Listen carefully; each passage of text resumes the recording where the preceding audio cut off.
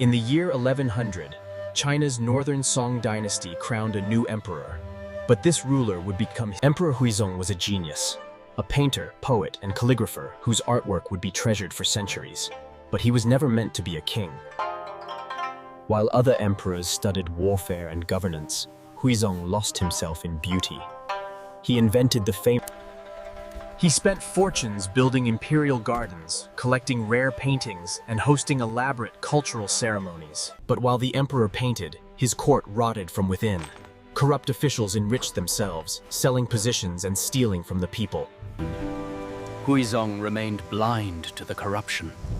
Art was his world, and in that world, there were no traces. Beyond China's northern borders, a storm was rising. The Jurchen tribes were uniting under a new power, the Jin Dynasty. These were not the disorganized nomads of the past. The Jurchen had studied Chinese warfare, and they were coming with a plan. When his generals warned of the northern threat, Huizong dismissed them. He believed culture and diplomacy would prevail over military strength.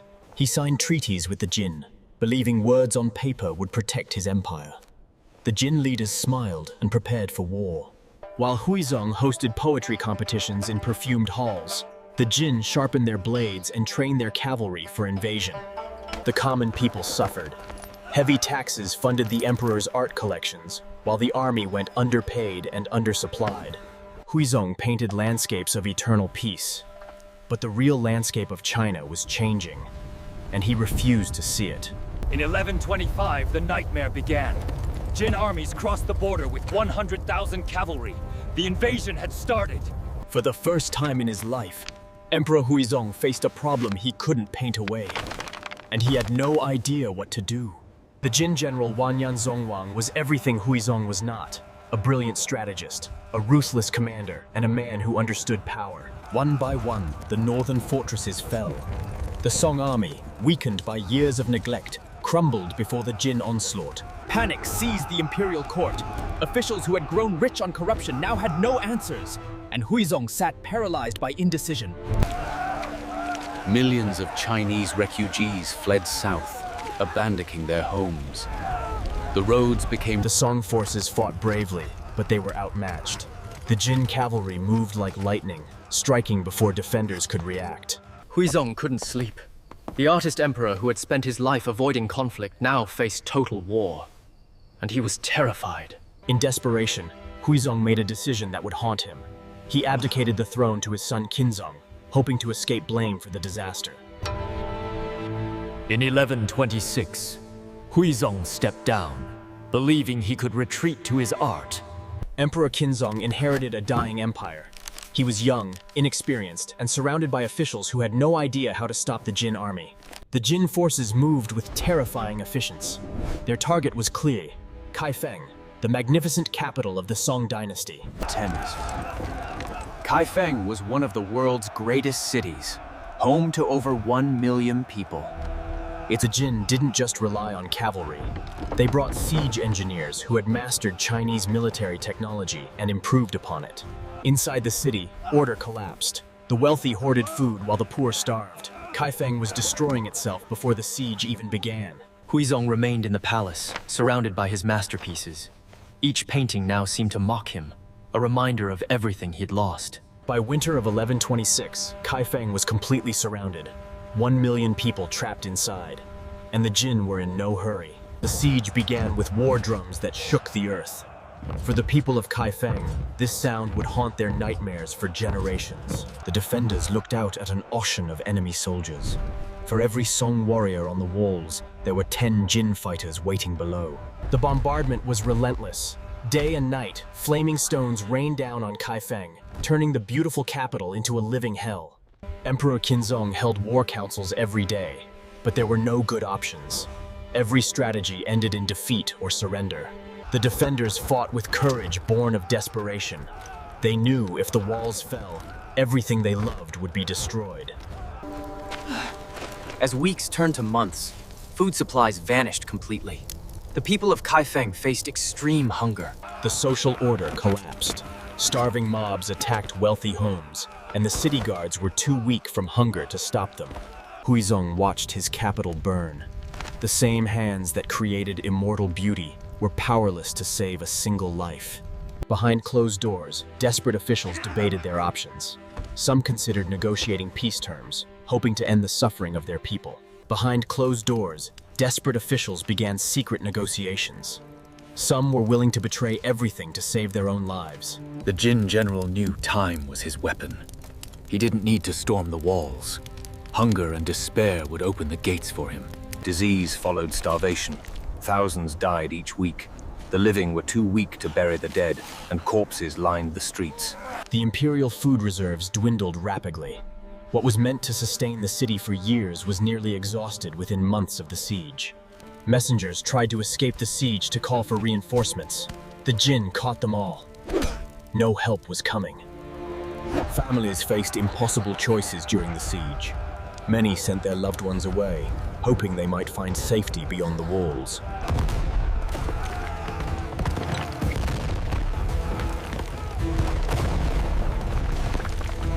When Emperor Huizong learned that over 300,000 of his people had died, something inside him broke forever. There was only one option left. The option no emperor wanted to take. But pride couldn't feed the starving or heal the sick. On January 9th, the gates of Kaifeng opened. The Jin army entered Kaifeng not as liberators, but as conquerors. And they had come for more than just the city. The Jin soldiers swept through the imperial palace like a flood. The sacred Chinese power was... They found Huizong hiding among his paintings, surrounded by the art he loved more than his empire. The soldiers laughed at the pathetic sight. The Jin general personally stripped Huizong of his imperial robes. The Dragon Emperor was reduced to a common prisoner in seconds. Emperor Huizong suffered the same fate. 2 emperors of China, father and son, now prisoners of a foreign power. The entire imperial family was assembled and taken into custody. Over 3,000 members of the royal household were now prisoners of war. The Jin looted everything. Gold, jade, ancient books, imperial seals, and Huizong's priceless art. Huizong watched helplessly as soldiers destroyed his beloved paintings. They used priceless scrolls to wrap stolen goods and light cooking fires. The palace women faced the worst fate! Over 3,000 imperial consorts and servants were distributed among Jin officers as slaves! The Jin forced both emperors to cut their hair and wear kimonos clothes. In Chinese culture, this was ultimate humiliation. That first night in chains, father and son sat in silence. There were no words for what they'd lost, no comfort for what was coming. The Jin made detailed inventories. 14,000 carts of gold and treasure, 3,000 royal prisoners. This was their victory prize. The Jin forced the people of Kaifeng to witness their emperor's shame. It was a message. The Song Dynasty was finished. Huizong tried to maintain imperial dignity, but the guards mocked him constantly. The artist emperor was now their entertainment. Imperial family members were separated and assigned to different locations. The royal household that had lived together for generations was permanently divided. The Jin general sat on the dragon throne, the sacred seat of Chinese emperors. The symbol of heaven's mandate was now a barbarian's trophy. The corrupt officials who had enabled the disaster were executed publicly. But the punishment came too late to save the empire. Ironically, the Jin leaders appreciated Huizong's art. They preserved some masterpieces, while the empire that created them ceased to exist. The Jin now controlled all of northern China. The Song Dynasty survived only in the south, forever diminished and humiliated. After months of captivity in Kaifeng, the Jin made their final decision.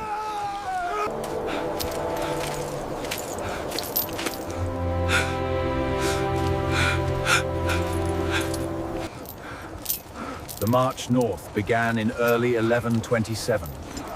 3,000 imperial prisoners. The elderly and weak fell first. Guards didn't allow the column to stop for the dying. Bodies were left frozen by the roadside. Children who'd lived in luxury now walked through blizzards. Some were carried by strangers who'd once been servants in the palace. As they passed through Chinese villages, peasants watched in disbelief. Their god emperors, reduced to barefoot prisoners in chains. At night, prisoners huddled together for warmth. While Jin guards slept by fires, the The imperial family froze under open sky. Huizong tried to comfort his father, but what comfort could there be? Both knew this march would end in death. The guards invented new humiliations daily. Former emperors were forced to sing, dance, and perform like circus animals. The brutal journey took its toll on everyone. Huizong witnessed many companions fall during the march, powerless to help any of them. They crossed treacherous frozen rivers where the footing was unstable. The dangerous crossings claimed several lives. Huizong's hands, which created immortal art, turned black with frostbite. The instruments of his genius were dying with him. Once, Huizong tried to draw in the snow during a rest period. Guards immediately stopped him and destroyed his simple artwork. After 3 months of marching, they reached Manchuria. The landscape was alien, frozen, barren. The prison camp appeared on the horizon. Crude wooden buildings in endless frozen wasteland. This would be their tomb. They entered the camp with nothing. No possessions, no dignity, no hope. The transformation from emperors to slaves was complete. The prison barracks were barely shelter. Wind howled through gaps in the walls, and prisoners slept on frozen ground without blankets. Food was a cruel joke. Watery gruel once a day. Former emperors fought over scraps like starving dogs. Huizong, who'd feasted on delicacies his entire life, was now skeletal. He aged 20 years in the first month of captivity. The prisoners were forced into hard labor. Emperors who'd never worked a day in their lives now hauled stones and cleaned animal waste. Disease ravaged the camp. With no medicine or sanitation, prisoners died by the dozens. Bodies were thrown into mass graves. Death became routine. Huizong watched cousins, nephews, and friends die around him. He'd cried until he had no tears left. Emperor Huizong's mind broke under the horror. He sat for hours staring at nothing, unable to speak, lost in madness. In difficult moments, prisoners helped one another survive. These acts of mutual support were the only source of hope in their dark situation. His prison drawings were simple compared to his masterpieces, but they held deep meaning. When guards found his drawings, they beat him unconscious and scraped the walls clean. Even this escape was forbidden.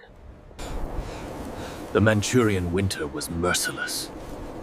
Temperatures dropped so low that prisoners froze to Jin nobles sometimes visited the camp as entertainment. They laughed at the fallen emperors and placed bets on who would die next. Huizong saw his reflection in a frozen puddle and didn't recognize himself. The artist emperor was gone. Only a ghost remained. On freezing nights, Huizong stared at the stars and wondered when death would finally come. Huizong found a piece of charcoal and drew on the prison walls when guards weren't watching. Art was his last connection to himself. In the spring of 1135, after 8 years in captivity, Huizong fell seriously ill. His son Huizong, himself broken beyond repair, held his father's hand. After everything, they still had each other in these final moments. Huizong's last words were about his paintings and the China he'd lost. Even dying in a frozen prison, he was still an artist at heart. On June 5th, 1135, Emperor Huizong died in captivity. The man who'd ruled millions. There was no imperial funeral, no jade burial suit, no tomb. The Jin wrapped his body in rags and threw it in a mass grave. The greatest artist emperor in Chinese history was buried in an unmarked grave with common criminals. His final resting place remains unknown to this day. When news reached southern China, the people mourned. But the humiliation was too great. Huizong survived his father by another 26 years in that same frozen hell. He died in 1161. When news reached southern China, the people mourned. But the humiliation was too great. The Song Dynasty never spoke his name again. The Jingkang Incident became China's greatest national humiliation. Historians still study it as a warning about leadership and priorities. Huizong's life is history's cruelest irony. A brilliant artist who should have been celebrated became a cautionary tale about power and responsibility. When people admire his calligraphy today, few know the price he paid. Beauty created in peace. Emperor Huizong proved that talent without wisdom, art with a strength, and beauty without power